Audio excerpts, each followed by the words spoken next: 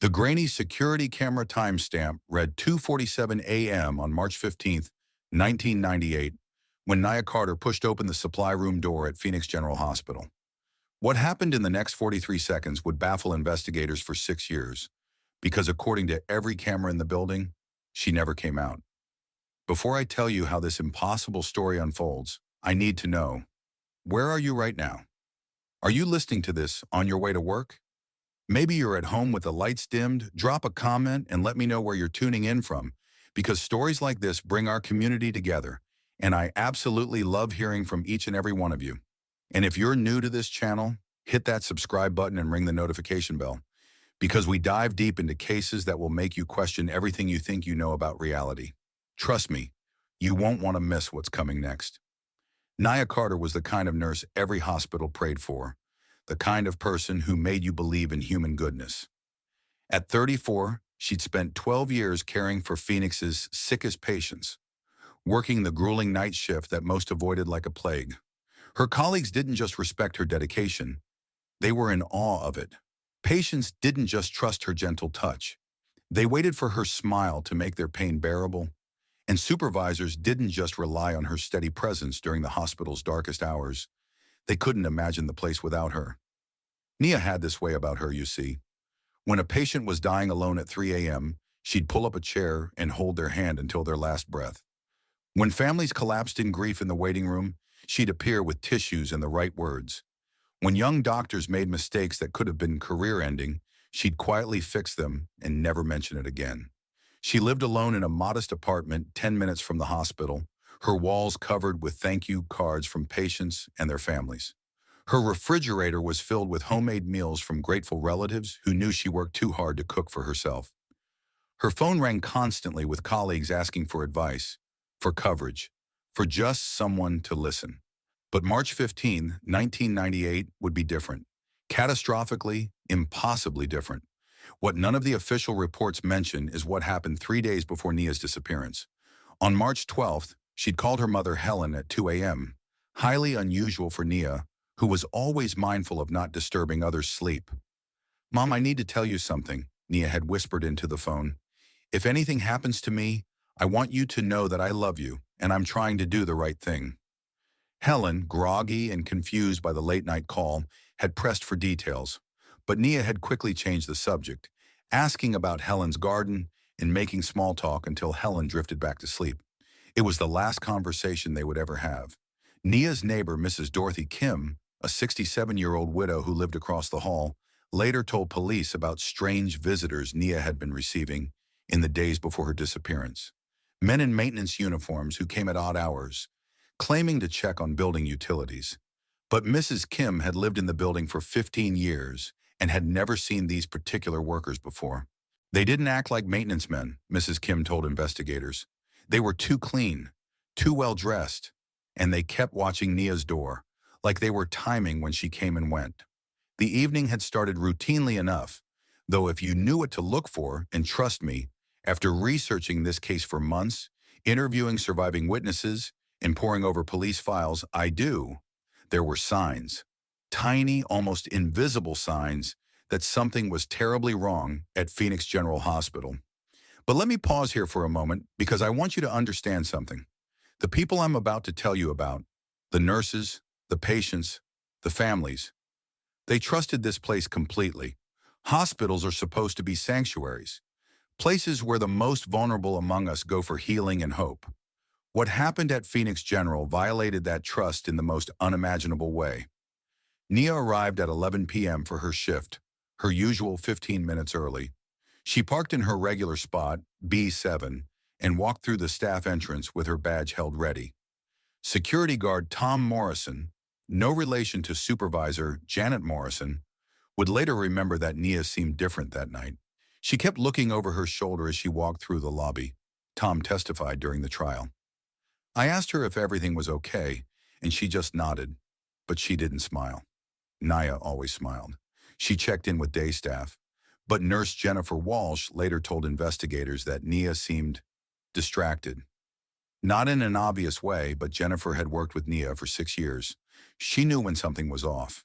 She kept looking over her shoulder, Jennifer would later testify, like she was expecting someone. But when I asked if everything was okay, she just smiled that Nia smile and said she was fine. Except her smile didn't reach her eyes that night. What Jennifer didn't know was that Nia had received a threatening phone call 3 hours before her shift. The caller, using a voice disguiser, had told her to mind her own business and warned that curious nurses sometimes have accidents. Nia had reported the call to hospital security, but the report mysteriously disappeared from the files, something investigators would only discover years later during the trafficking ring investigation. Nia began her rounds with her characteristic thoroughness, but with an added vigilance that her colleagues noticed. She was checking corners, noting who was in the corridors, making mental maps of staff locations. She was preparing for something, though no one understood what. Nia began her rounds with her characteristic thoroughness. Room 302 needed pain medication for Mr. Peterson, a construction worker recovering from a fall. Room 318 required a blood pressure check for Mrs. Rodriguez, a diabetic whose numbers had been concerning all week. Room 325's elderly patient, 89-year-old Emma Hartwell, just wanted someone to hold her hand and tell her about their grandchildren. But here's what the official reports don't tell you, what I discovered through hours of interviews with surviving staff members and deep dives into hospital records that were nearly destroyed. Nia wasn't just making her regular rounds that night. She was conducting surveillance.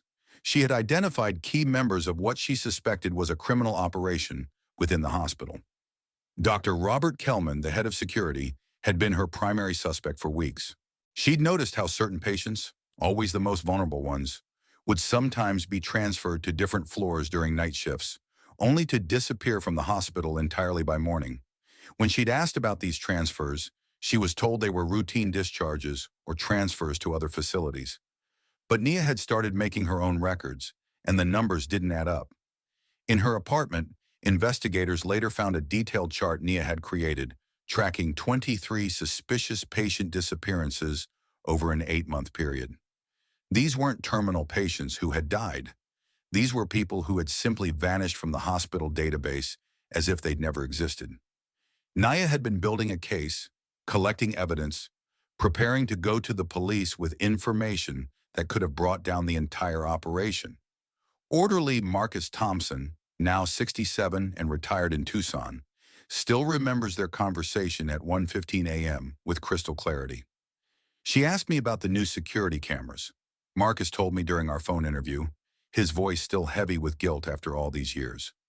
Wanted to know if they covered all the exits, if there were any blind spots. I thought it was strange, but Nia was always safety conscious. I told her about the loading dock area, mentioned how the camera there had been acting up, getting fuzzy around 2 a.m. most nights. What Marcus didn't know was that he'd just given Nia the final piece of information she needed. The loading dock camera wasn't malfunctioning. It was being deliberately disabled during the times when victims were being transported out of the hospital. Nia now knew exactly when and where the trafficking operation was moving their victims. At 1:30 a.m., Nia made a decision that would cost her everything.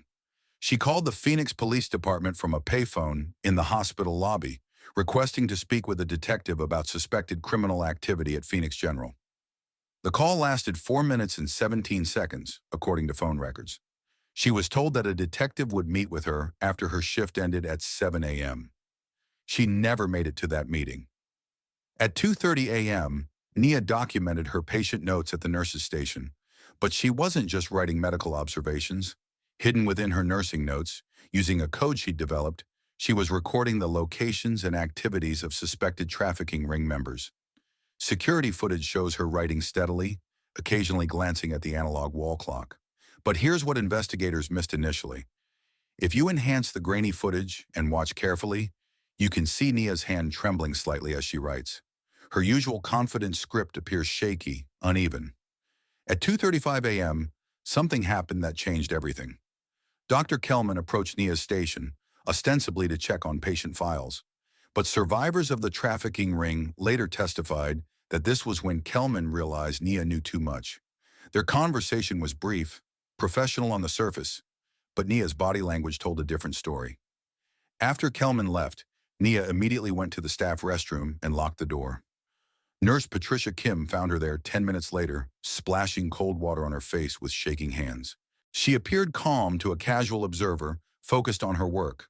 But to those who knew her best, something was terribly wrong. Nurse aide Patricia Kim, working her second week at the hospital, approached Nia's desk around 2:40 a.m. "I asked if she needed help with anything," Patricia recalled, her voice breaking even now, 25 years later. She looked up at me, and for just a second, I saw terror in her eyes. Real, absolute terror.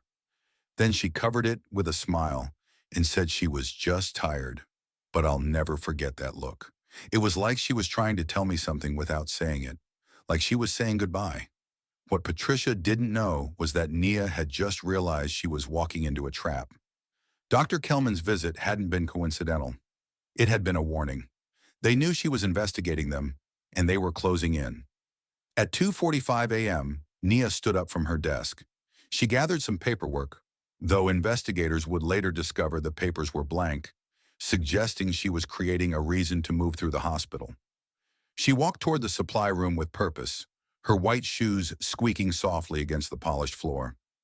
The hospital's security system, newly installed in 1997 at a cost of $200,000, tracked her every step through multiple cameras.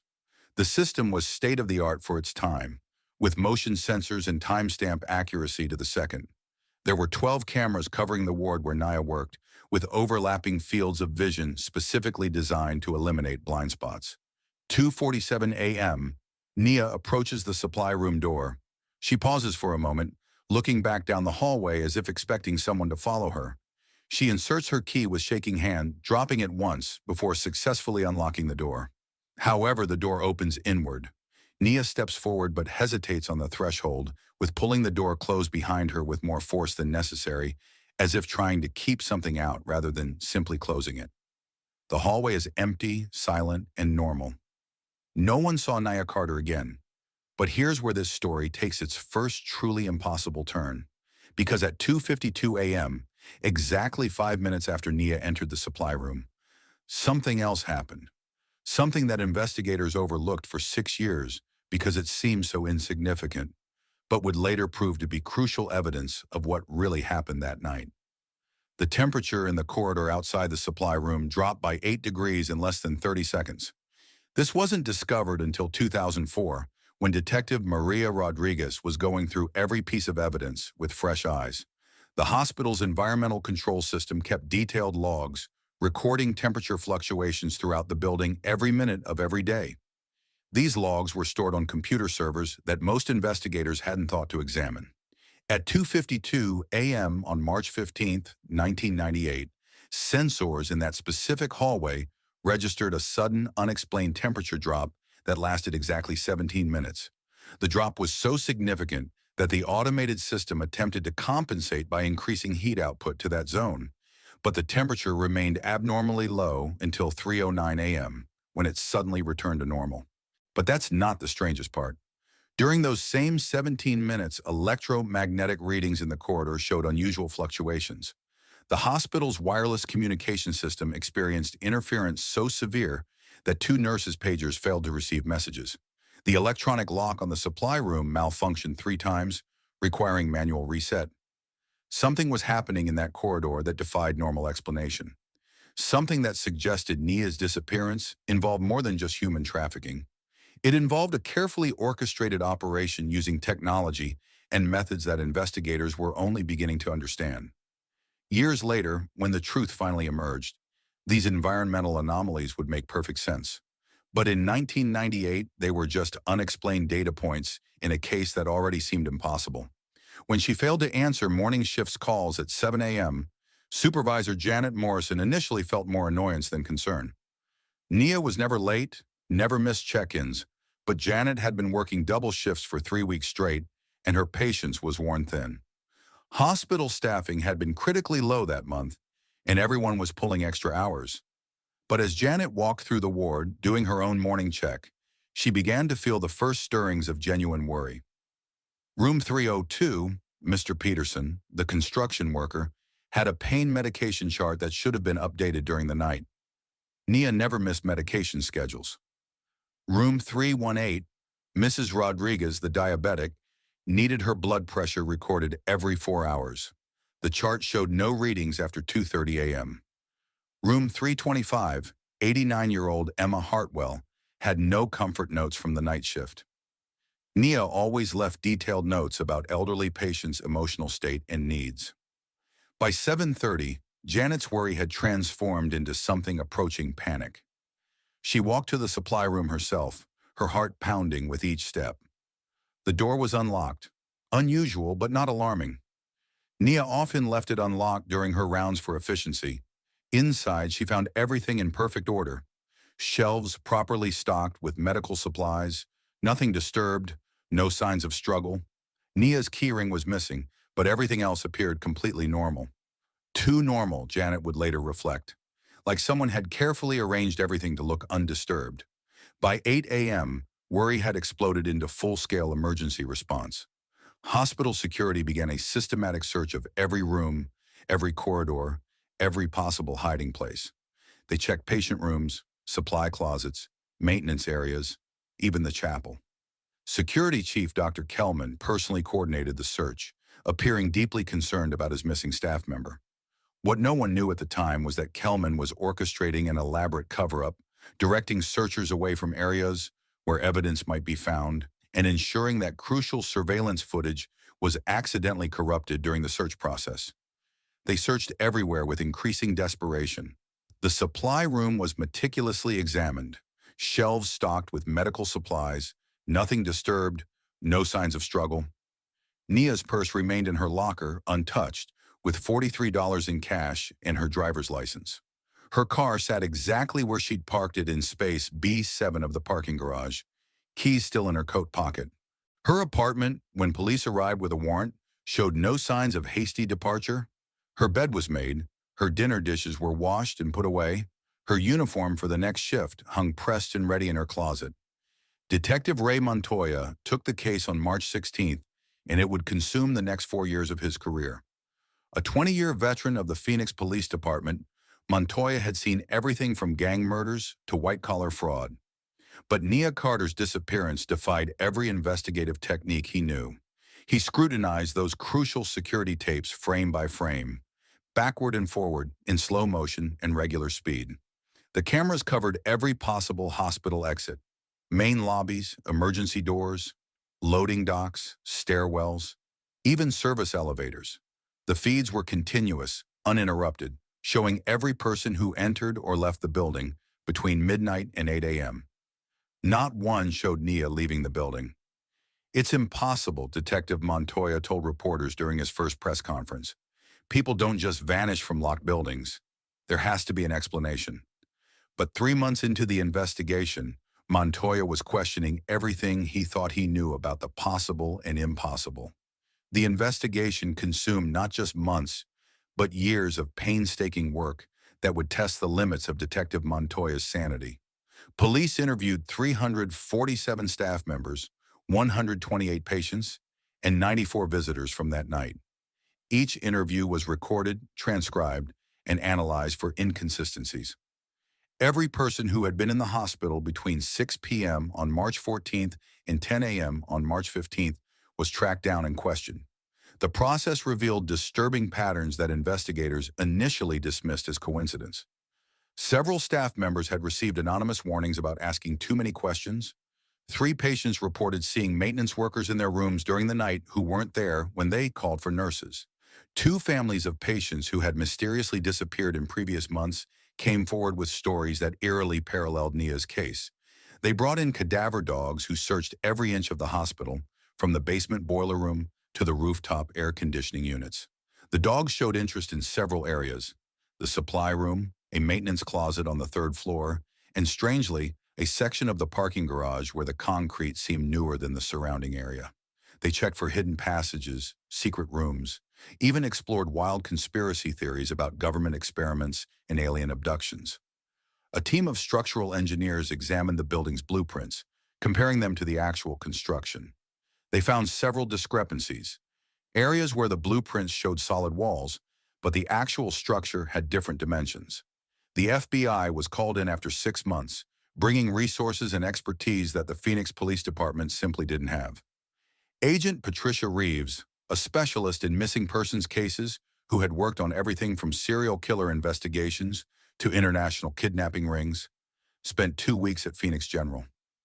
Agent Reeves brought cutting-edge technology to the investigation. Ground-penetrating radar scanned the hospital's foundation for hidden chambers.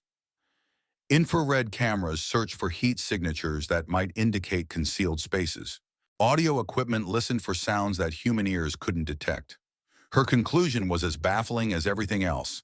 Nia Carter had simply vanished without a trace. But Agent Reeves left the case with a disturbing conviction that they were dealing with something far more sophisticated than a simple abduction. This wasn't random, she told Detective Montoya before returning to Washington. Someone planned this meticulously. Someone who knew the hospital's systems, who had access to security protocols, who could move through the building without being detected. We're not looking for a stranger. We're looking for someone who works there. They investigated Nia's personal life with microscopic detail. Her bank accounts remained untouched. Her credit cards showed no activity. Her cell phone, one of those early models the size of a brick, had been turned off at 2:43 a.m. and never turned on again. Nia's mother, Helen Carter, became a fixture outside Phoenix General Hospital. Every month on the 15th, she would stand at the main entrance with a poster of her daughter's face, asking anyone who would listen if they'd seen Nia. She held vigils, organized search parties, hired private investigators with money she didn't have. Helen was a woman transformed by grief. Once a quiet librarian who preferred books to people, she became a fierce advocate for her missing daughter. She learned to navigate police bureaucracy, media attention, and the criminal justice system. She started a support group for families of missing persons that still meets today. Nia wouldn't just leave, Helen told anyone who would listen. She had patients who depended on her. She had responsibilities. If my daughter could call me, she would. If she could come home, she would. Someone took her. Someone knows what happened. Years passed like a slow torture. Detective Montoya retired in 2002, passing the cold case to Detective Maria Rodriguez with a thick file and a heavy heart. New nurses worked the night shift at Phoenix General, and while hospital administrators didn't speak of it officially, there were rumors, whispers. Some staff claimed they felt watched in those quiet hallways during the early morning hours. Others reported strange sounds coming from the supply room. Soft scratching, like fingernails on concrete. The room remained functional, fully stocked and regularly used, but veteran staff began avoiding it when possible, especially during night shifts. Night shift supervisor Rebecca Martinez, who started working at Phoenix General in 2001, told me about the atmosphere in those years. Everyone knew about Nia Carter. Her story was like hospital legend, the nurse who vanished into thin air. New hires would ask about her, and we'd tell them the official story. But late at night, when you're alone in those corridors and every sound echoes, you'd find yourself thinking about her, wondering if she was still somehow in the building, trapped somewhere we couldn't find. In 2004, Phoenix General Hospital began major renovations. The building, constructed in stages from the 1960s through the 1980s, had aging infrastructure desperately needing updates. The hospital board approved a $12 million renovation project. New electrical systems, modern plumbing, expanded patient rooms, upgraded security. Construction manager David Liu made the decision to start with the oldest wing, the section built in 1967, where Nia had disappeared 6 years earlier. It was practical scheduling. The oldest infrastructure needed the most work, and starting there would minimize disruption to current operations. On July 8, 2004, construction foreman Miguel Santos was directing his crew to remove a section of wall adjacent to the supply room. The 1960s-era construction used thick concrete blocks filled with steel rebar, requiring heavy-duty demolition equipment to break through. Santos, a 15-year veteran of hospital construction projects, had seen every kind of building surprise: forgotten time capsules, outdated wiring, even the occasional family of raccoons. But what they found that day was unlike anything in his experience. As chunks of concrete fell away under the sledgehammer blows, Santos noticed something that made him call for his crew to stop work immediately. Instead of the solid wall they expected, there was a hollow sound where dense concrete should be. Further careful demolition revealed a narrow space, barely 3 feet wide, running parallel to the supply room. The hidden cavity extended nearly 30 feet, following the exterior wall of the hospital. It was a space that shouldn't exist according to any building plans, hidden behind what appeared to be a false wall constructed during the original building process. Inside the secret passage, barely visible in the construction crew's flashlight beams, they found items that made Santos immediately call the police. Nia Carter's nurse badge, her wristwatch stopped at 3:15 a.m., and her hospital identification card. But the most chilling discovery was yet to come. As investigators carefully examined the confined space, they found scratch marks on the concrete walls, desperate gouges made by fingernails, some deep enough to draw blood. And carved into the concrete in shaky letters was a message that still haunts everyone who saw it. Help me, they took me. Tunnel leads to river, NC. The forensic investigation that followed uncovered a truth more horrifying than anyone had imagined. The supply room had been constructed with an intentionally false wall, creating a secret passage that connected to a network of maintenance tunnels beneath the hospital. These tunnels, built in the 1960s for utility access, had been gradually modified over decades to create a hidden transportation system. What investigators discovered was a sophisticated human trafficking operation that had been using Phoenix General Hospital as a hunting ground for over 15 years. The perpetrators weren't random criminals. They were hospital employees who had been systematically abducting vulnerable victims. Patients who wouldn't be missed, homeless individuals seeking emergency care, undocumented immigrants afraid to report crimes. Dr. Robert Kellman, the hospital's head of security, had been recruiting accomplices among maintenance staff, orderlies, and security guards. They would identify potential victims during their shifts, then coordinate abductions using the hidden tunnel system. The victims would be transported through storm drains that connected to the Salt River, where they were sold to trafficking networks operating across 3 states. Nia Carter had simply been in the wrong place at the wrong time. Her questions about security cameras and maintenance schedules had made her dangerous to the operation.